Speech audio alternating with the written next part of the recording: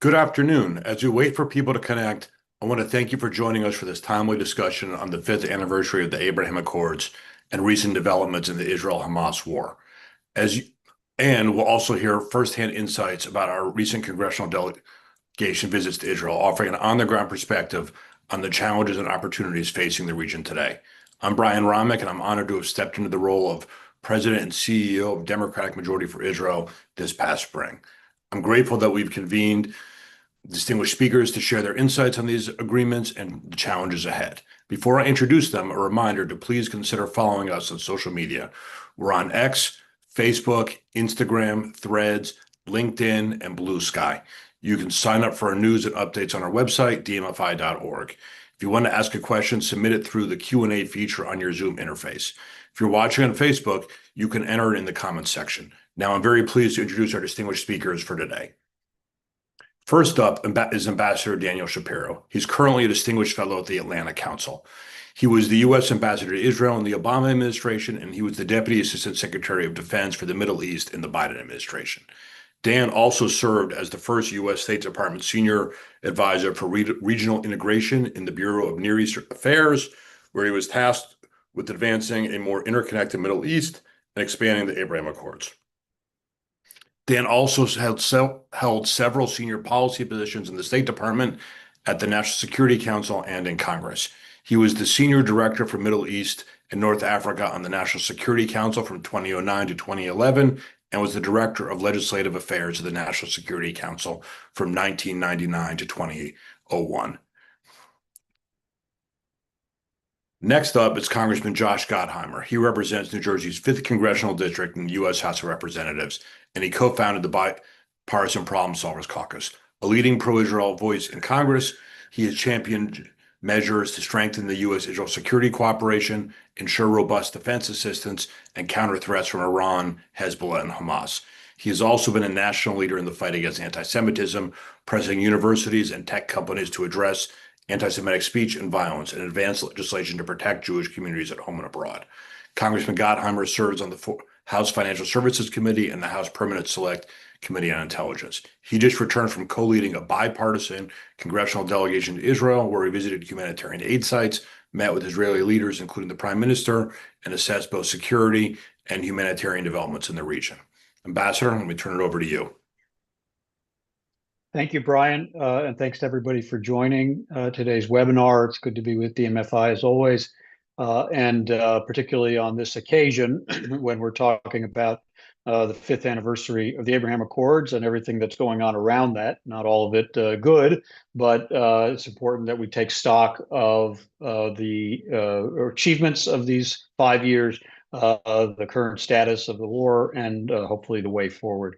I'm actually participating in this webinar from Israel. I've spent a little time here this month taking stock of the situation, meeting with Israeli leaders of all different parts of the Israeli political spectrum, lots of friends, lots of folks in the military and security establishment, and importantly with the hostage families and those who are supporting the hostage families. I've been to Hostage Square, Tel Aviv, as I'm sure many of you have. Tonight, as we speak, there are families of the hostages who are camped out in front of the Prime Minister's residence in Jerusalem, very concerned about latest turn of events, and we'll talk a little bit more about it.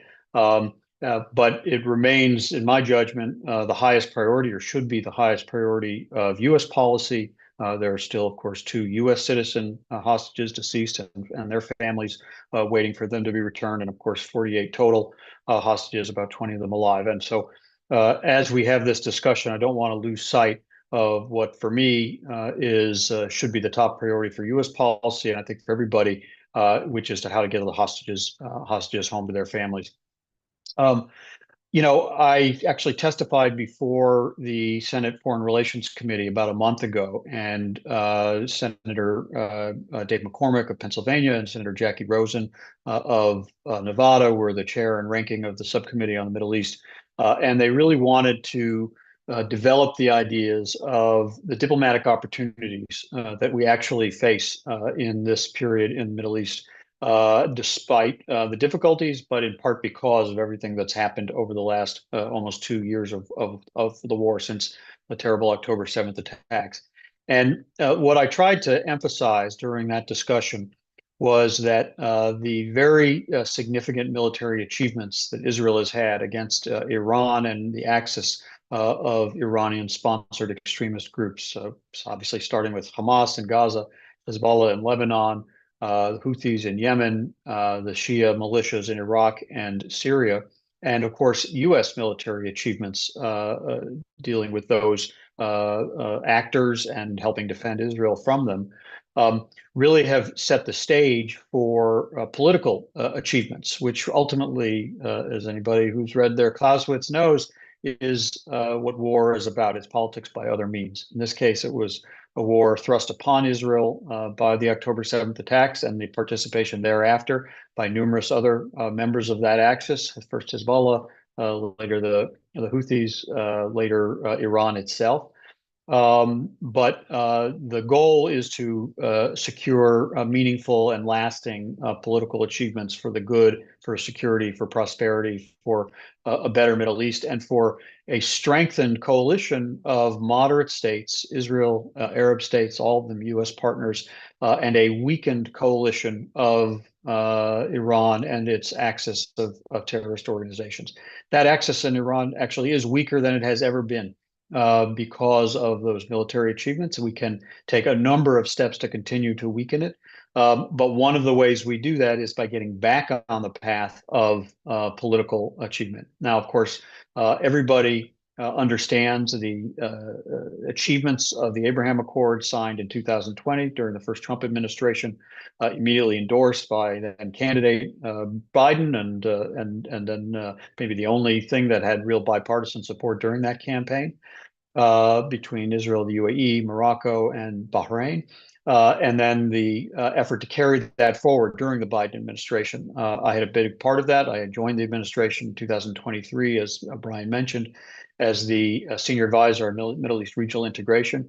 One of my first projects was to continue to build out the Negev Forum. You recall the Negev Forum was the Negev Summit in March of 22, and Secretary Blinken traveled to Israel, and he and Foreign Minister Lapid met with 4 Arab foreign ministers, and a standing forum of those 6 countries and working groups on a whole range of issues was stood up, and we were in the process of planning a much expanded version of that Negev Forum on October 19th, 2023 in Marrakesh. It would have been quite an important gathering with those 6 countries and more, Jordan, Palestinians, several other Arab and Muslim countries likely to participate. Obviously, it didn't take place after the October 7th attacks, but getting back on that path of the United States serving as a convener together with Israel and the countries that have already normalized relations with it, and those that still see the opportunity that can come from normalization or otherwise integrating their relations with Israel, is exactly where we want to steer to coming out of this war. There are numerous gains. We've talked about them on many occasions in defense. Actually, one of the things I discovered during my year at the Pentagon of 2024 was that even when other aspects of regional integration had really paused because of the war, regional integration in the security sector was actually it's galloping forward as more and more Arab states were putting themselves into the coalition to help Israel and help the United States address these common threats, including when Israel was attacked by Iran on April 13th and later again in October. So there's an opportunity coming out of this to reconvene forums like the Negev Forum, to have Israel and the UAE, Bahrain, and Morocco invite additional countries to join into the Abraham Accords in some formal or informal fashion, to continue to develop those projects for economic cooperation, for tourism, for health, for water cooperation, for agriculture, energy cooperation, to continue to build out those common defense structures, such as an integrated air and missile defense, something we really took major steps forward for in 2024, and of course to actualize the very, very promising announcement that was made in September of 2023 at the G20, just before the war began, which was the IMEC, the India, Middle East, European Economic Corridor, to bring shipping and goods and energy and communications by a transit corridor between India, Saudi Arabia, the UAE, Jordan, Israel, and on to destinations in Europe, something that has tremendous opportunities for all those countries and, of course, for strengthening that coalition of regional partners. That's the goal. That's where President Trump says he wants to lead. He has spoken, of course, very openly about his desire to expand the Abraham Accords, to see Saudi Arabia take its place in that with its own normalization agreement, something that the Biden administration that I served in worked very hard on, even during the war. In fact, before the war, but also during, even May, as late as May of 2024, we had all but finished the bilateral U.S.-Saudi agreements, security and economic and energy agreements that could have undergirded a normalization agreement with Israel had it taken that step forward. And so President Trump wants to do that. I'm convinced there would be very strong bipartisan support if we can get back on that path. The challenge, of course, is that none of these, and this I said to the subcommittee when I testified, is that none of these very promising opportunities can really be advanced before the end of the war. The war has to end. Hostages need to be returned home, all of them, those living and those deceased. Hamas must be removed from power by a combination of military pressure and the political support of Arab states who have declared it in their interest and that their policy is that Gaza cannot be governed by Hamas going forward. That they have fully condemned the attacks of October 7th in recent statements and said that it is their policy and their goal to see Hamas removed from power. Now, can't be just words. There has to be a process by which the war ends, those hostages are released, and that transition in Gaza takes place. That can only be led by a U.S. diplomatic initiative. And that I think I have to say I feel is lacking at the moment. There are Arab states, Egypt, the UAE, Saudi Arabia, Qatar, which is a more complicated case, but still part of this group. Jordan, of course, who have declared that they want to be partners to bring stability, to bring reconstruction to Gaza after the war, to bring de-radicalization, so that so that Hamas does not have a base of support among very extreme elements of the Gaza population. And so that there and even to provide Arab security forces after a ceasefire that together with U.S. security forces, again, something we worked on to construct a plan for together with CENTCOM during the Biden administration, so that there would be Arab and Israeli cooperation to ensure security with Gaza. But what they ask for is some, of course, guarantee that the war will end, even if Israel has the ability to continue to conduct counterterrorism operations to ensure that its population is protected, just as it does in Lebanon under the ceasefire, under the terms of the ceasefire and the understandings with the United States that were achieved last November. And also, of course, they want to know what the future holds, whether this is a pathway towards some kind of pathway to a Palestinian state, as they call it. Now, of course, I'm sitting here in Israel. I know very well that most Israelis, even those who have long in the past been supporters of a two-state solution, are not interested or able to have that conversation about a Palestinian state right now, and that's totally understandable. It would certainly be long in the future and require significant change and reform of Palestinian leadership, and it would look a lot different from previous attempts to do this. But that part of that discussion is something the Arab states are looking for. And what I don't see, I have to say, is a concerted, consistent U.S.-led diplomatic effort that's first and foremost focused on getting the hostages released. There's been a lot of back and forth proposals made and then withdrawn and then changed for a 60-day 10 hostage proposal to an all for all proposal and then back again. The president, meanwhile, sounding almost fatalistic about the state of even the hostages who we believe are still alive.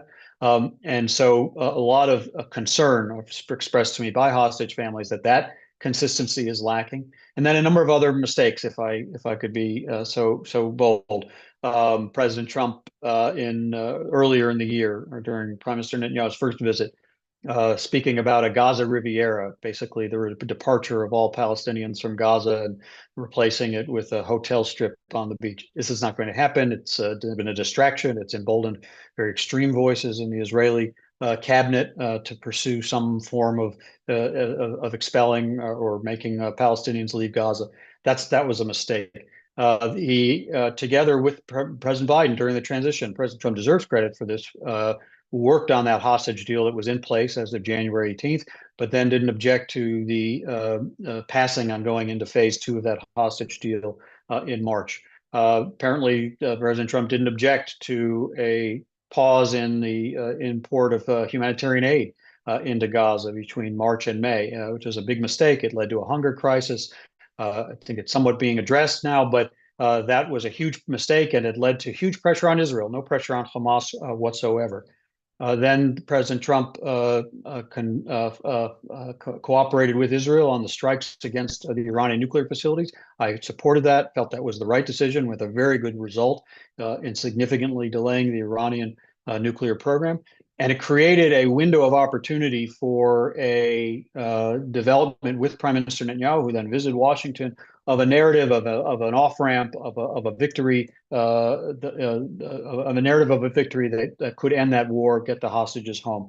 There was no follow up on that, and that's time passed and slipped away. Now we have Israel going into a Gaza City operation, which the IDF is very concerned. They've said this very clearly to their political leadership. Could cost hostages' lives, many soldiers' lives, obviously more civilian casualties. And there was no objection by President Trump to that. And then, of course, we've just all learned that this strike in Doha last week, also President Trump had prior knowledge of, didn't object, and it has really somewhat backfired. By the way, the people that strike was intended to target, the Hamas leaders who have been resident in Doha, they are legitimate targets, and I think everybody knows Israel will eliminate them at some stage, and that is appropriate. But the when and the how and the where matter. And it now appears that effort that President Trump seemed to have given a green light to has somewhat backfired. Certainly has stalled negotiations to get hostages released. So we're all facing these concerns that the upcoming operations could lead to a deeper involvement of Israel in an almost occupation scenario in Gaza, which very few Israelis want. Extend the war by many months, cost the lives of hostages and soldiers, lead to more isolation of Israel. We're seeing that in this run up to the UN General Assembly and these calls by various countries to recognize a Palestinian state. It's not going to help. It's not going to do anything to recognize a Palestinian state, but it's a sign of Israel's isolation, which even Prime Minister Netanyahu spoke to yesterday, saying, Israel may be moving into a phase where it has to act like Sparta, essentially a fully self-sufficient economic and security, which is not the vision. The vision is Israel as a fully welcomed member of the region and of the international community with support from the United States in making that happen. The biggest fear, of course, on this anniversary is that missteps in this regard could actually endanger the Abraham Accords and endanger the possibility of Saudi normalization. And an overreaction by Israel to these recognition announcements, such as announcing annexation in the West Bank, could further harm that. And the UAE signaled that would be a bit of a red line for them. They didn't say exactly what they would do, but they would have to react in some way if there were announcements of annexation. Here again, the Trump administration has been very, very unclear of what its policy is, and not counseling Israel not to take a step that could actually take us backwards on the path that we want to go on toward building that regional community. So again, the opportunities are actually immense. And the last part of my comments, I don't want to pour too much negativity or cold water on them. I believe very strongly that at the strategic level and over a medium-term horizon, we have an excellent chance, especially because of the military gains of the last 2 years against the Iranian axis, to strengthen the Abraham Accords, bring new countries into them, move towards normalization with other countries, and deepen regional integration. And that's very much what the goal should be. But it will take very strong U.S. diplomatic leadership which I'm not sure we currently have. It will take a clear and near-term effort to bring the war to an end, to get all those hostages home to their families, to ensure Hamas is fully removed from power in Gaza. And that's what I hope we will see in the weeks and then of course in the months and years ahead. Thank you so much, Ambassador Shapiro. Congressman Gottheimer will be joining us in just another minute or two. He's got held up at a committee hearing. But in the meantime, you alluded to this some, but I'd like to have you expound upon it a little bit more. As you mentioned, Israel launched a ground offensive in Gaza City today, which it says is necessary for it to defeat Hamas. And clearly, some pro-Israel Democrats like yourself have some questions and concerns. Could you talk a little bit more about kind of the implications and the concerns you have surrounding this ground incursion? Sure, I'll be brief because I see that Congressman Gottheimer has joined us.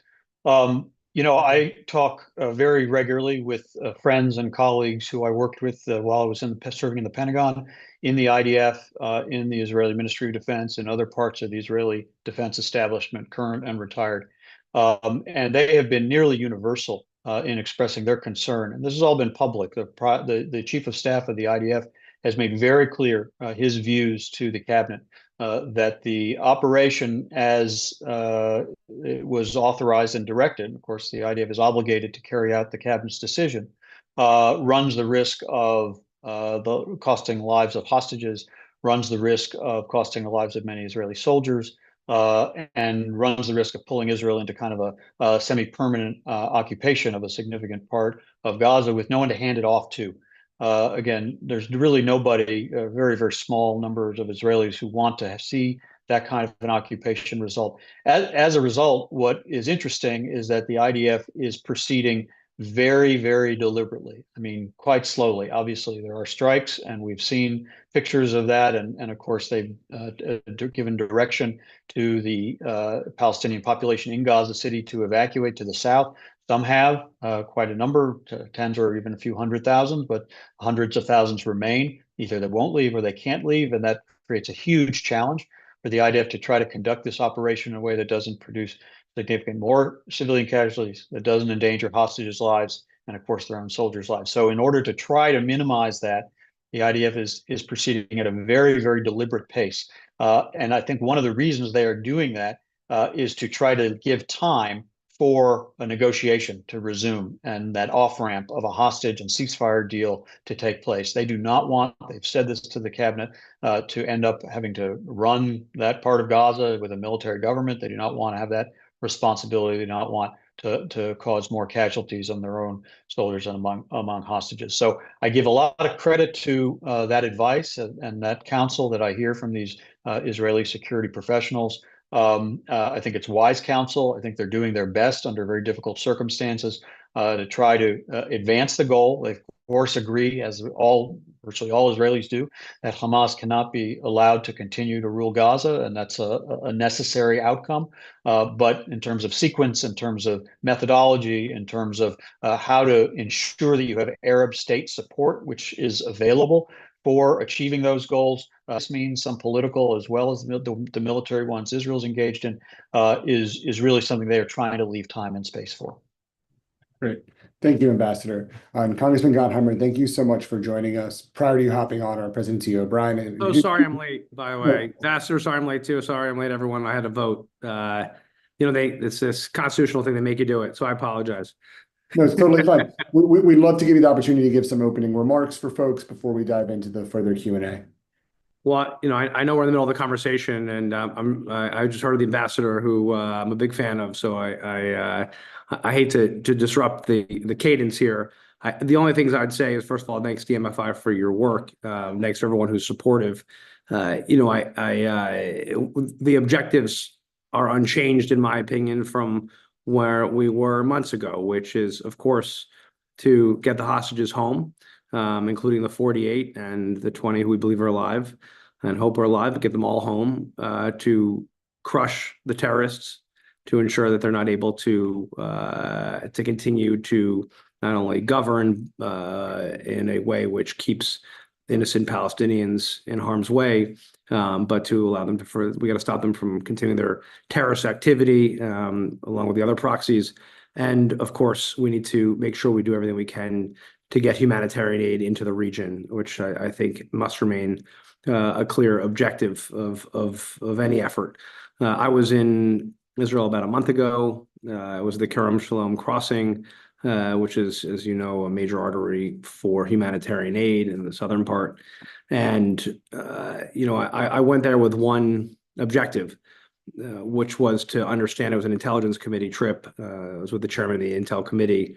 And the objective was to see the humanitarian aid process. And was aid getting in? What was happening?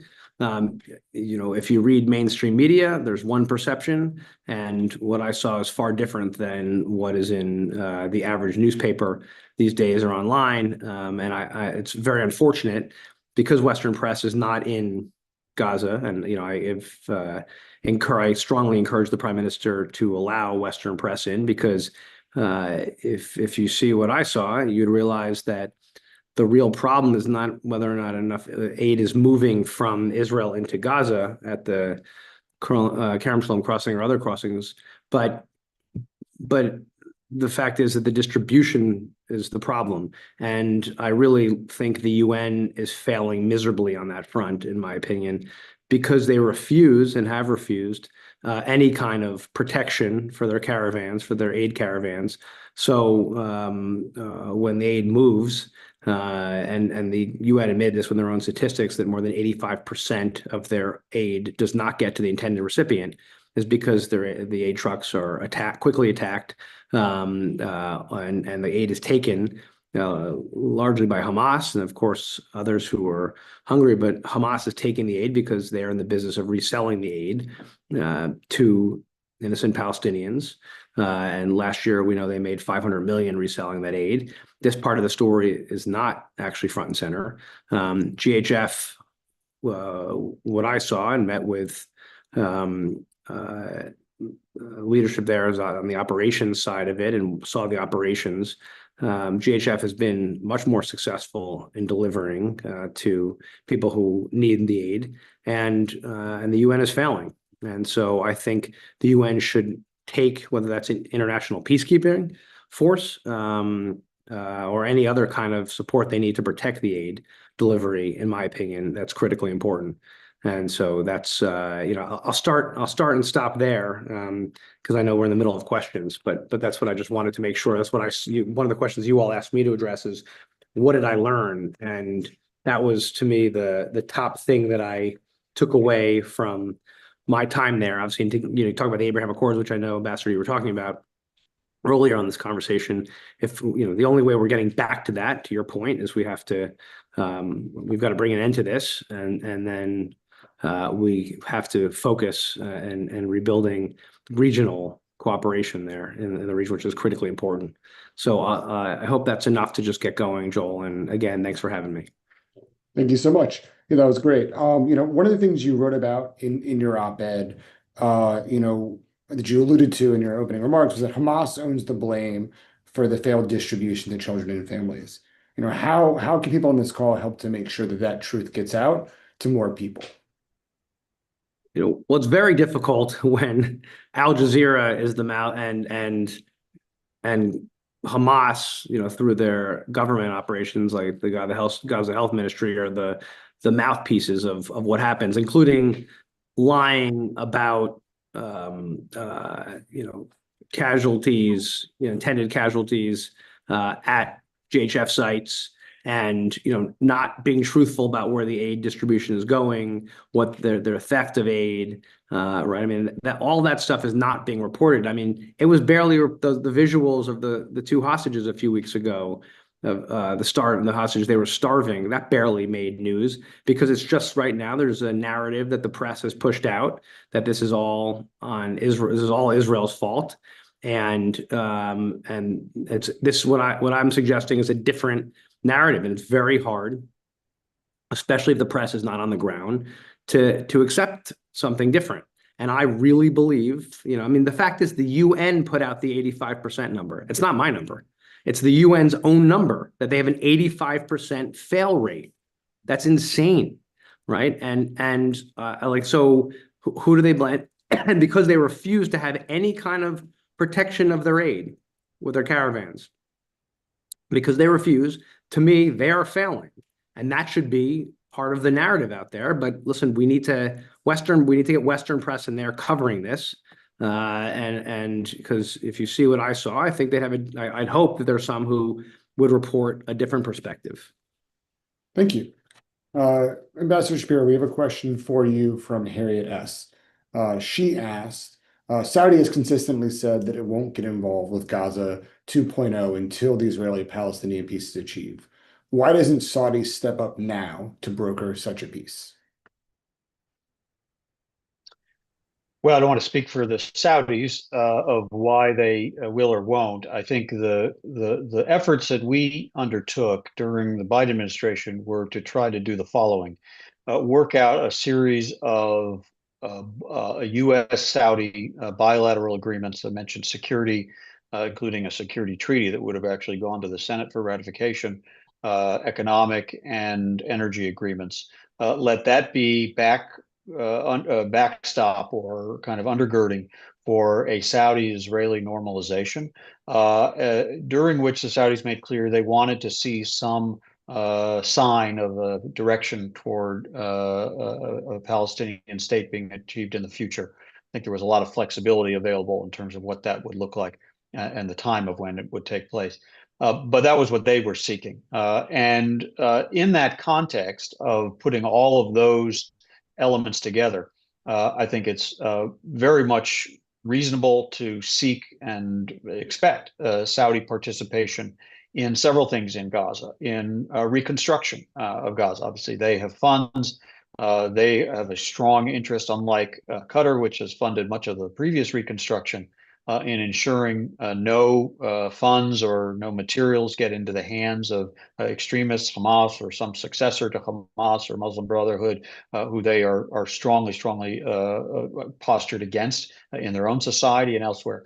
De-radicalization. They, like the UAE, have done a significant amount of work in their own population to excise extreme anti-Israel, anti-Western, and other forms of biased and bigoted materials from their education system, and really try to advance a more moderate, more tolerant form of Islam and broader education in their societies. And I think there's a lot that they can offer to helping that be the reality in a post-war Gaza and also in the West Bank for Palestinians there too. And even in security, we in our time had not fully engaged them on this question. But if we're talking about a post ceasefire, post hostage return, removal of Hamas scenario, and there's time and space for a multinational Arab force, probably led by Egypt, but with participation by Gulf states, by maybe Morocco, by perhaps Indonesia, and maybe with U.S. support as well from outside. That Saudi Arabia certainly has forces and capability and credibility that they could lend to that effort. So again, a vigorous U.S.-led diplomatic effort should be engaging the Saudis on their willingness to put forward their contributions to what can be achieved. I don't expect them to be the first, and I don't expect them to step forward before there's a real sort of pathway toward ending the war. But you don't have to wait for all of that to happen to have those conversations and to lay out those expectations. It's my impression that when President Trump went to the Gulf in May, he scarcely engaged his hosts in any of the three countries on these issues. There was a lot of talk about business deals. There was some mention in his speech about the Abraham Accords and some future normalization. But to the question, very little serious, detailed discussion by him or by his envoys about what are you, Arab states, putting on the table in terms of what you can do to help ensure that as the war comes to an end, that Hamas is fully removed from power, not able to reconstitute, and that what follows is a more moderate Palestinian society in Gaza and in the West Bank that can be a better platform for peacemaking between Israel and the Palestinians. They all have a role to play, those states, but they won't just step forward and do it. They will do it if the United States is leading that effort and holding them to account to put forward their contribution. Great. Thank you. As we alluded to earlier, this week marks 5 years since the Abraham Accords were signed. Which was one of the most hopeful moments kind of in the Middle East region, and a region where there's often not a ton of great news. Can you talk to us about why the Abraham Accords are so important, Ambassador? And then we'll hear from you as well, Congressman. Well, sure. I mean, they really were one of the major achievements of the Middle East of the last 25 or 30 years. And I mentioned during my earlier remarks, while they took place during the Trump administration, and obviously the President Trump and his team deserve that credit for helping shepherd them. It was something that then candidate Biden embraced immediately, like within an hour or 2 hours of the announcement. One of the few times we had that sort of common and bipartisan agreement during that campaign, and something that was picked up during the Biden administration as a major initiative as well, to expand them, to deepen them, to bring additional countries to those tables, creating other forums like first the Nega Forum and then the IMEC announcement in September of 2023. All of these initiatives promise really bringing the benefits of integration and normalization to the citizens of those countries. It's not just enough to have agreements between leaders and summits between leaders. Those are important, and those set a tone and those set a direction. But these things become meaningful and sustainable if, at the end of the day, a citizen in Morocco, in UAE, in Bahrain, in Saudi Arabia, and a citizen in Israel, hopefully and elsewhere in Jordan and Palestinian communities in Egypt, also see that the cooperation that emerges in tourism, in energy, in healthcare, in water, in agriculture is something that benefits their lives. And we know, of course, Israeli technology is a big part of this story. Some countries in the region, those that have even not fully normalized with Israel, are taking advantage of Israeli defense technology. Some are looking at Israeli water technology, Israeli ag tech. And it should be something that is brought to the communities themselves. Now, that all has to be folded in and buttressed by education and by coexistence and by helping Israelis and citizens of all of these states meet each other. Of course, we've seen the tremendous flow of traffic, even during the war, between Israel and the United Arab Emirates. There are something like 70 or 80 flights a week between Israel and the UAE, with none of them canceled during the war. Many Israelis going there, not nearly as many Emiratis coming to Israel, but still interchange occurring, business people meeting, tourists and civil society members meeting.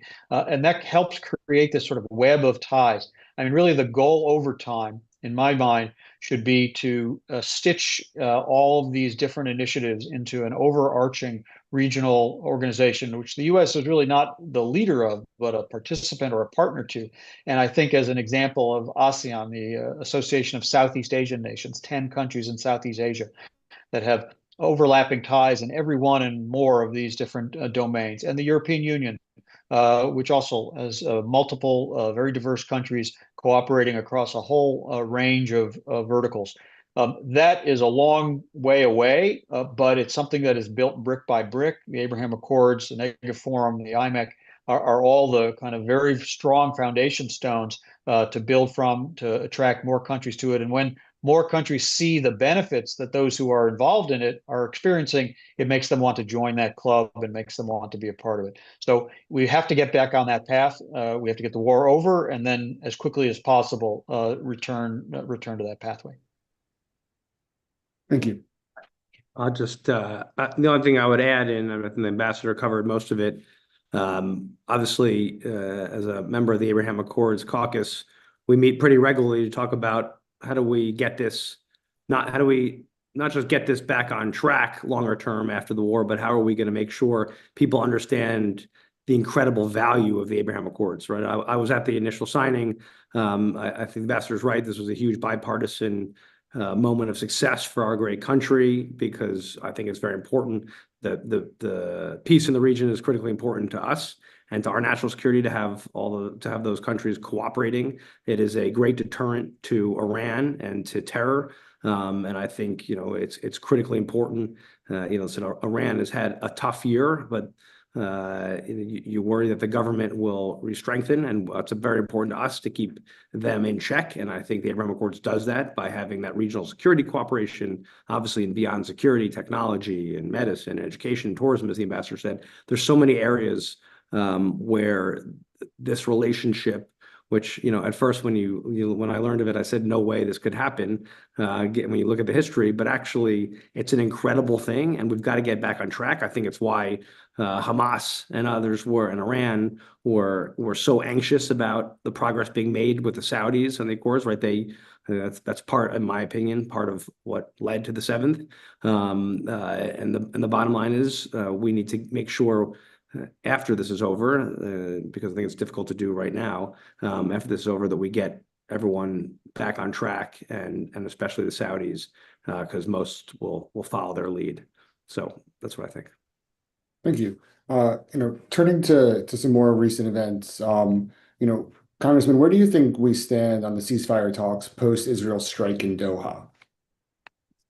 I wish I were in the room. Listen, I think the frustrating part of all these talks is we know the truth, which is that every single time Hamas came up with another reason, another excuse, another subsection that they added at the last minute to every agreement that blew every talk up.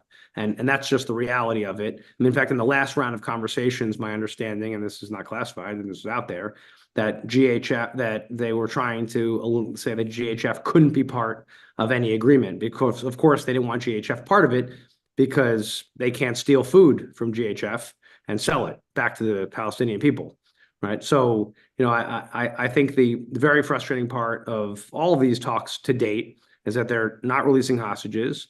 They're not willing to lay down their arms, as they haven't been willing for 2 years. They haven't been willing to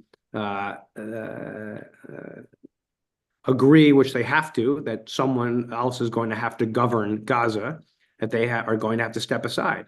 And listen, they don't want to stop governing because they don't want to give up power. And so, that makes it very difficult for them in these talks. But the bottom line is we got to do everything we can to get the talks back on track, and do everything we can to get them to agree to those major tenets. They cannot be in charge. They cannot be governing. They have to lay down their weapons, and they have to release the hostages. And they have to stop being part of the machine that starves their own people, that they're supposed to, in theory, be responsible for, which they have failed to be. Let's be honest. They have tunnels under the ground right there. They're a system that's larger than the subway system in London. Yet, so they could put people underground. They've done nothing to protect anybody throughout this process, because they use innocent Palestinians as human shields and as weapons of their war, their terrorist war that they're fighting. So, I think I'm hoping that doesn't say that we get back on track quickly, that we get back to everyone gets back to the table and keeps working. But it remains to be difficult. It continues to be difficult if they're not actually willing to do what's necessary as basic prerequisites to any kind of negotiation. Thank you. Ambassador Shapiro, as Congressman Gottheimer was discussing kind of how GHF has changed the game in terms of trying to get aid directly to Palestinian people, about a month ago, Israel started its so-called flood the zone approach. What can you tell us about what food supplies look like in Gaza today? Well, obviously, Congressman Gottheimer has more on the ground knowledge of that. I haven't been down into that part of Israel during this visit yet, but he was able to see some of the work that's undergoing at Kerem Shalom. That, I think, was a really important shift. As I mentioned in my earlier remarks, I think it was a mistake to pause the international assistance from March to May, and a mistake that President Trump apparently didn't object to. It was not for a kind of an invalid reason to try something different. There's absolutely no doubt that Hamas hijacks, steals, makes use of aid for its own use and for political power. That's been true throughout the war. There's other forms of looting and distribution by people for themselves. And so there's huge problems with that. Again, during the Biden administration, not that we got everything right, but there was a concerted effort by CENTCOM working together with USAID, with the Israeli military, with COGAT, with a number of humanitarian groups to try to secure the routes of distribution of aid. And it wasn't perfect, but it was an ongoing effort, pooling all of the knowledge and resources of all those different groups. To my knowledge, none of that is going on, sponsored by the administration at the moment. So the fact of the aid not being properly dealt with and delivered is a real problem. The effort to try to come up with an alternative of GHF was born of that. It was insufficient initially, and certainly created these dangerous situations of people having to cross long distances and dangerous areas and some shootings to get to the aid. I think once that pressure that resulted from that mistake started to build as the reports of serious hunger in Gaza emerged and were documented and agreed to, not necessarily famine, but hunger, by even the Israeli authorities, they switched, as you said, Joel, to kind of what I think is the right approach, to flood the zone. The advantage of flooding the zone with as much GHF aid, and that means in additional distribution sites, which is actually a good thing, because then you don't have this problem of people having to cross long distances and overwhelm limited sites, as well as massive international aid and even private sector goods coming in. The advantage of doing that is that it drives down the price of all commodities. That's really what caused the hunger. It wasn't really a lack of food. It was that there were shortages that led to a price spike, something that Hamas was fully taking advantage of. And so that was why that was a kind of an error of approach. The flood the zone drives down the price. It allows people more access to it, but it also minimizes Hamas's ability to weaponize it as a commodity that they use for political control or for revenue.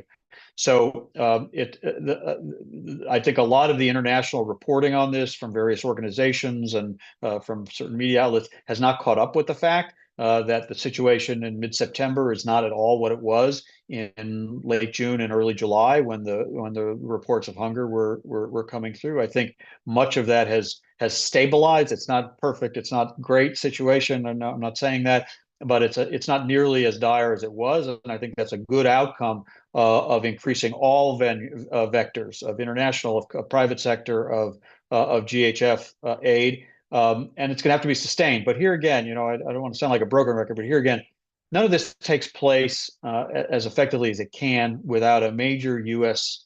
Diplomatic coordinating role. Nobody else has that reach, that credibility, that knowledge, that expertise. From aid to military advice to funding as well. But when we have an administration that dismantles USAID as one of its first acts, when we have an administration that really doesn't give the ability of CENTCOM, which is a great partner to the IDF, an incredible trust. The CENTCOM commander was just here in Israel for a visit with the IDF chief of staff, and the trust between those two organizations is really remarkable. But if the president is not directing CENTCOM to come in and bring that knowledge and that expertise to bear to help Israel solve the problem, then we're leaving assets on the table and not making most use of them. So again, things have stabilized to some degree. There's a lot more that can be done, and the U.S. leadership is really key to making the most of it. I totally agree with that, and I think it's obviously dismantling USAID and the constraints he's put on CENTCOM to me make no sense, and it's a missed opportunity, and then you have to build other new things because of that. So I completely agree with that, and I think we need. On the GHF sites, they talk about building up to 16 new sites or 16 total. We need a lot more. There needs to be a lot more sites there. That's the key, right? Because they're traveling long distance. But the big point here is we've got to get the aid out and also stop doing what's not working, right? Like we know what the UN is doing is not working. Right. I mean, but by their own information, it's not working. So we should either they shift strategy, and I know they don't want to give up. This is just about I fear parochialism, right? This is just their turf. This is like they don't want to let it go and or do things differently to solve the problem. And I think that's just a huge mistake. And I really hope that they will reconsider it, either partner with IDF or bring in their own military support, their own peacekeepers. They're allowed to do that by their charter. The bottom line is we got to get the food delivered and not allow. And I think you're right, Ambassador. Like, right, the more flood zone we could do, it'll bring the prices down. But in the meantime, as that's happening, we have to do everything we can to stop Hamas from stealing the food and reselling it. Or, as has been reported, I think by BBC, who's no fan of Israel, I think they reported by BBC that some people, Hamas is deciding which house should get food based on if they're tied to Hamas and have the right ties to Hamas, and which home shouldn't get it, because they're in control of the food. They steal it, and they are in control here. So and that story is just missing from the public discourse on this, and I think that's right. And listen, again, I don't think Israel sits up all night worrying about PR, which is part of the challenge here. But this should be something that is out there, and I'm hoping can get resolved. Well, Congressman, you couldn't have queued me up better. Chaim has a question, which is literally that Israel is losing the world's public opinion battle while winning the military one. Can anything be done about this? Well, the challenge with that is it's hard to put the toothpaste back in the tube. It would have been helpful, in my opinion, to have been effectively getting the facts out there for the last 2 years and more aggressively. Now, I get it. You're focused on waging war and dealing with international criticism, which comes in every day, and it came in on day 3 of this war. Right? No one was very patient, and I think I can't remember exactly. Ambassador, remember when the hospital bombing was? I think it was within the first week of the war, and we remember that they immediately, and it turned out not to be the hospital, but the garage next to the hospital, parking lot next to the hospital, but they immediately blamed Israel. All the international media blamed Israel for bombing and killing, they said at the time, hundreds of children, I think 500 children. It turned out to be 50, which was far too many, but it was, we believe, Palestinian Islamic Jihad, I think that's been reported, that was responsible. But, that there's no forgiveness for Israel. And as things go on, there's less and less around the world, as we see in Europe and other places in the world, which have clearly turned quickly on Israel. And Israel has decided generally they may deal with the press within their country, but internationally have not spent a lot of time aggressively pushing back on false narratives and lies. And so that's a huge challenge. Now, you can't just give up and say, forget it. I strongly urge the Prime Minister to invest in public relations and to actually let the Western press into Gaza, because I think they should see it. Now, it's very risky. I get that, but that's and Hamas does not respect war correspondents. They don't let the Red Cross in, right? So they're certainly not respecting war correspondents, and that's a risk. And I get that it's dangerous. But the bottom line is, otherwise, if we don't fix this, Al Jazeera reports, and if you don't put out aggressive corrections, the world believes what Al Jazeera or, frankly, the Gaza Health Ministry or other orifices put out about Israel. Thank you. To close this out on a more positive note, I would love to kind of hear what your hopes are, both of you, for the next 5 years of the Abraham Accords. What do you hope to see out of this continued normalization between Israel and its Arab neighbors? We'll start with you, Ambassador. Thanks. Well, again, once we're past the war and we're in a situation where Arab partners are helping with a stabilizing and safe reconstruction of Gaza without Hamas in control, hostages returned, obviously, and that we're on that pathway. I think it opens up a very significant opportunity, or resuming those opportunities I mentioned earlier. There are multiple other countries that I think are candidates to be partners to this. Of course, in the Abraham Accord context, there's been discussion already of countries, even some that have normalization with Israel or have long-standing relations with Israel, like Azerbaijan.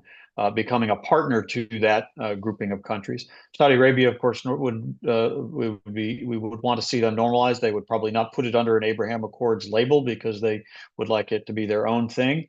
But they, of course, would bring major legitimacy and major attractiveness to other countries to join as well.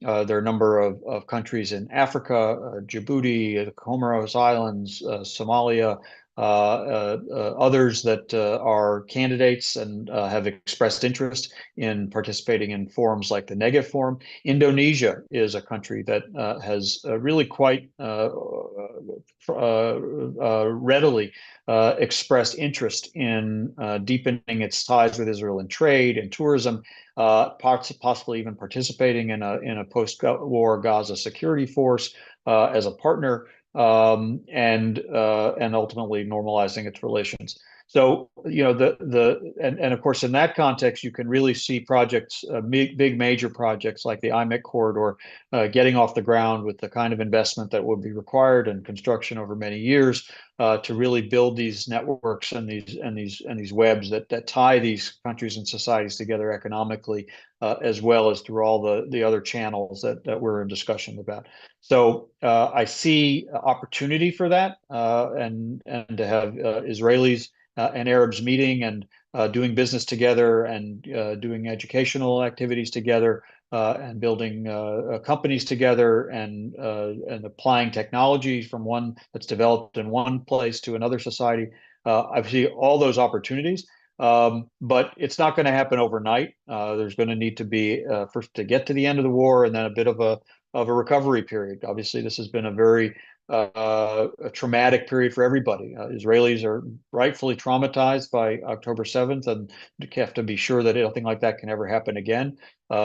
Many Arab societies, having seen pictures of what's happening in Gaza, those that are maybe not well reported like Al Jazeera, but the reality of what is happening in Gaza, which is no picnic, are going to need to digest that and understand that the way you prevent getting back into any cycle like that is precisely through the strengthening of that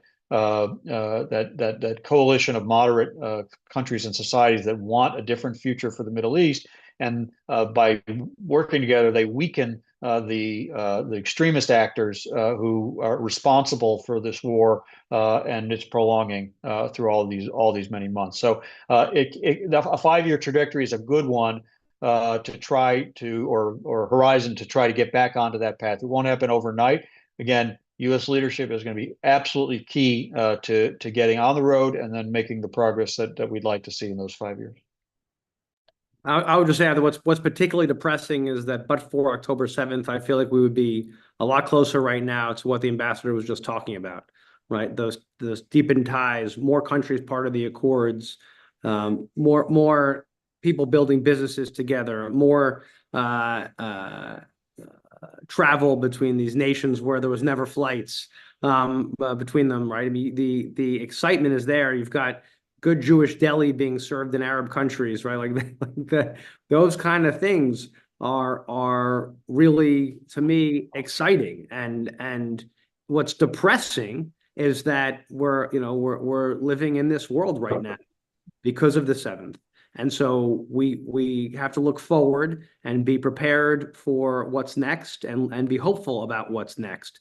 And yes, it may take several years to get there after the war, but we have to make sure we focus. And part of this, to me, is the greatest deterrent to the parent company of terror, to Iran, and to keeping Iran down and in check. And especially if they continue to partner with Russia and China and our other adversaries, right? This is critically important and a critically important alliance for our country to support. And to me, we should look to it. We should be supportive of it and encourage it. And it means getting past this moment, which is a very difficult one.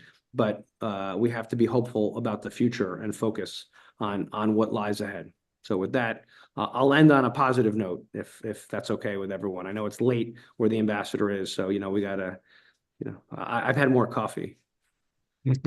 Well, thank you so much, Congressman. You'll send me to bed with sweet dreams. Thank you, Congressman. Thanks, Ambassador. Thank you, Congressman. Thank you, Ambassador Shapiro. I'm going to turn it back over to DMFI's President and CEO, Brian Romick, to close out the event. Thank you, Joel. I wanted to thank Congressman Gottheimer and Ambassador Shapiro for their thoughts, insights, and leadership. They each represent the best of the executive and legislative branch of government. There are two things we need your help on. Recently, the Arab League condemned Hamas's October 7th attack and called for Hamas's disarmament and removal from power from Gaza. Representative Auchincloss, Kennedy, Landsman, and Wasserman Schultz are circulating an important letter urging Secretary of State Rubio to seize on the historic diplomatic breakthrough. Please email your representative today and ask them to sign the Auchincloss letter. Scan the QR code on your screen for more information. We also need your help to accomplish DMFI's critical work in strengthening support for Israel and developing more champions like Congressman Gottheimer. Your gift to DMFI helps us educate staff and interns and ensures our ability to get out pro-Israel messaging to deal with the misinformation and hatred that floods Capitol Hill every day. Please go to the QR code on your screen or to our website and make your 2025 gift to DMFI today. Thank you. For those celebrating L'Shana Tova and best wishes for a sweet and peaceful New Year. Thank you. Thank you, Shana Tova. Tova.